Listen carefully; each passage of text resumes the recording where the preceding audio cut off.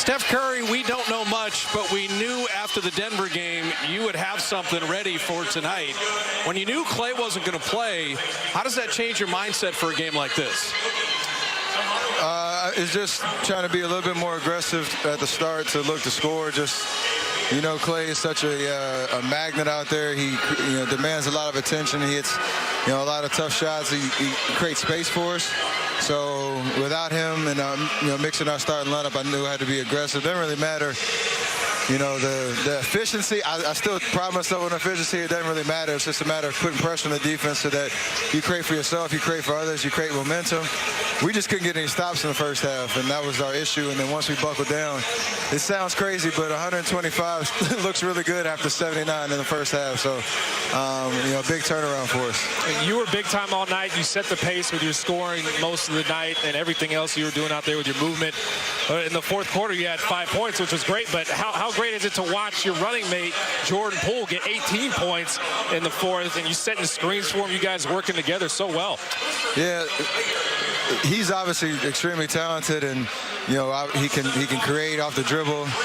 He's super fast in transition, and we kind of read the game plan from them. Lou Dort was just going to stay on me the whole time and not help. So just give JP space, let him go to work. He had some big threes. He got to the bucket, got to the free throw line. And our biggest thing is just being decisive on offense. Anytime that we faltered late in a fourth quarter or a close game is just because we haven't been intentional or decisive with our play calls and what we're trying to get out of each possession. So we didn't have many turnovers because of that. It's just, you give yourself great opportunities to get buckets in terms of great shot selection, and then you live with that. So JP played amazing down the stretch, and then our defense allowed us to connect the game. Hey, how about raising those youngsters when it mattered? Moody and Kuminga both answered the bell. We had one stretch where it was, okay, the Hall of Famers, there's Steph, there's Draymond. You're playing with two 20-year-olds. The season's kind of hanging there, and they were terrific. Yeah, it's just a matter of, obviously, like you said, being ready, staying ready.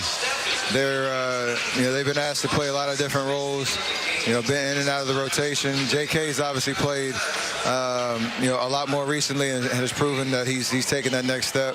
It's still, trying to put game after game together, and those guys to be able to show up when, we're still missing Wiggs, Clay goes down, they stay ready. So for Moto, I think he saw enough Razorbacks out there. He felt like it was back in college for a little bit. All right, now we're going to put a video in here, but it's in your pregame, and there was a little kid watching you tonight. And we marvel everywhere we go when you have your pregame, you always put on the show. And are you aware of little kids that have never seen you do it just losing their mind as you hit shot after shot? Because the showman in you starts before they ever have the opening tip. I think since 2014, 15, it's been like that, whether it's at home or on the road. People come in early and enjoy that 25, 30 minutes I'm out there. I didn't notice anybody in particular, but it is just a good opportunity to feel the energy from everybody who's watching. I'm obviously in my zone trying to get ready for the game, and it's part of my routine, but I do appreciate the attention that it gets in the sense of, just seeing the ball go in the basket, seeing how much fun I'm having, getting ready to play, and hopefully, kids and people of all ages enjoy it. Steph, you guys had 30 second chance points tonight, and you had a good amount of those because as soon as you guys get the offensive rebound, you're relocating somewhere. They just can't find you. How much do you appreciate the effort on the boards from Looney and Draymond and all these guys getting these offensive rebounds so you can knock down some threes off those? It's a huge part of what we do in the sense of Loon ever since these last 2 years especially. It's his trademark. He gets his extra possessions. He sacrifices his body. Draymond does it. Dante got us a couple tips that were huge because you got 4 guys in the paint. If we get possession, we're spaced out on the three-point line, and then you just be able to knock him down, kind of step into him. It's kind of like the cardinal rule of basketball. Offensive rebounds, you're usually going to have somebody open on the perimeter. So, we have to kind of play above our size sometimes because we're obviously most of the time the shorter team out there, but we have a lot of grit when we want that ball.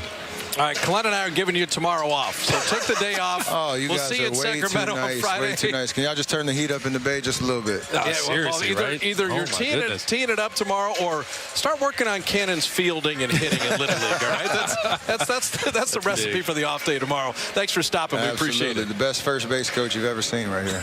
Nice.